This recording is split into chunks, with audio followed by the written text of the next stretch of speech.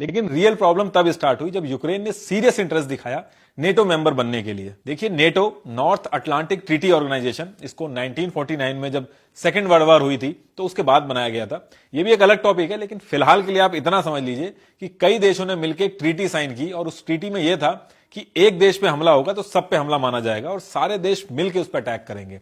और जो देश नेटो का मेंबर बनता है वहां पे कंबाइंड मिलिट्री ड्रिल्स होती हैं, मिसाइल्स इंप्लांट किए जाते हैं, सिक्योरिटी मेंटेन की जाती है। अभी आप इसकी वेबसाइट पे जाओगे तो maintaining peace and stability in the region, ये सारी चीजें लिखी हुई हैं। लेकिन ये सबको पता है कि यूएस और यूरोपियन देश ने इसको यूएसएसआर को काउंटर करने के लिए बनाया था, ताकि यूएसएसआर छोटी छोटी कंट्रीज पे कब्जा ना कर ले। ये स्टार्ट हुआ तो 11 कंट्रीज थी, लेकिन कंट्रीज ऐड कर करके आज की डेट में इसमें 30 मेंबर हैं। देखिए, जब तक वेस्ट यूरोप में नेटो अपने मेंबर्स बढ़ा रहा था तब तक रशिया चुप था, लेकिन रशिया को इस बात से दिक्कत होने लगी कि यूएस एक स्ट्रेटेजी के तहत धीरे धीरे ईस्टर्न यूरोपियन कंट्रीज को नेटो का मेंबर बना रहा है। एक तो एंटी रशियन कंट्रीज का ग्रुप बड़ा हो रहा है, दूसरी चीज रशिया के बॉर्डर्स पे यूएस की मिसाइल्स और मिलिट्री पहुंच रही हैं। एस्टोनिया हो गया, लातविया, पोलैंड के बॉर्डर के पास की कंट्रीज हैं।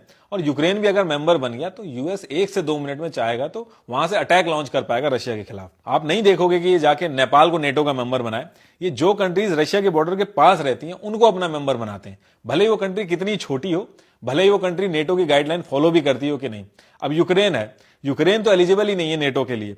नेटो की गाइडलाइन कहती है कि बॉर्डर डिस्प्यूट नहीं होना चाहिए, लेकिन यूक्रेन को वो अपना मेंबर बनाने के लिए रेडी है। अब कल परसों बाइडेन कह रहे थे कि हम ईस्टर्न यूरोप में फोर्सेस भेजेंगे ताकि रशिया छोटे छोटे देशों पे कब्जा ना कर ले, उनकी सिक्योरिटी की बात है। अगर सच में इनको छोटे देशों की इतनी चिंता होती तो अफगानिस्तान को रातों रात छोड़ के भाग नहीं आए होते। अब आप सोच रहे होंगे कि बॉर्डर के पास मिलिट्री बेस बन गया तो कौन सा इतना बड़ा इशू हो गया कि वॉर होने लगी। देखिए, जियोपॉलिटिक्स में बहुत बड़ा फैक्टर होता है। यूएस और रशिया में अगर कभी लड़ाई होती है तो जब तक रशिया यूएस पे 1 मिसाइल भेजेगा, यूएस तब तक 10 मिसाइल भेज चुका होगा। भले ही उसके पास सुपरसोनिक मिसाइल हो, लेकिन रशिया डिसएडवांटेज में रहेगा। अब रशिया मैक्सिको, क्यूबा और कनाडा से ट्रीटी साइन कर ले और यूएसए के बॉर्डर के पास जाके मिलिट्री बेसेस बनाने लगे तो यूएसए बिल्कुल बर्दाश्त नहीं करेगा। और यही बात रशिया ने भी बोली है कि अग्रेशन आप लोग दिखा रहे हो, आप लोग क्यों हमारी फ्रेंडली कंट्रीज को हमारे खिलाफ कर रहे हो, क्यों हमारे बॉर्डर्स पे नेटो का बहाना बना के मिलिट्री और मिसाइल डिप्लॉय कर रहे हो। यूक्रेन को हथियार सप्लाई करके आपका कौन सा पर्पस पूरा हो रहा है। देखिए, यूएस ने काफी न्यूक्लियर मिसाइल डिप्लॉय कर रखी है यूरोप में और सब जानते हैं कि रशिया को काउंटर करने के लिए। अब रशिया किसी भी कीमत पे यूक्रेन को नेटो का मेंबर बनना अफोर्ड नहीं कर सकता। यूक्रेन नेटो का मेंबर इसलिए बनना चाहता ताकि वो सिक्योर हो सके, और नेटो कंट्रीज के लिए इससे अच्छी बात और क्या हो सकती है, क्योंकि यूक्रेन अगर नेटो का मेंबर बनता है तो 2295 किलोमीटर का जो यूक्रेन रशिया का बॉर्डर है वो एक्सपोज हो जाएगा।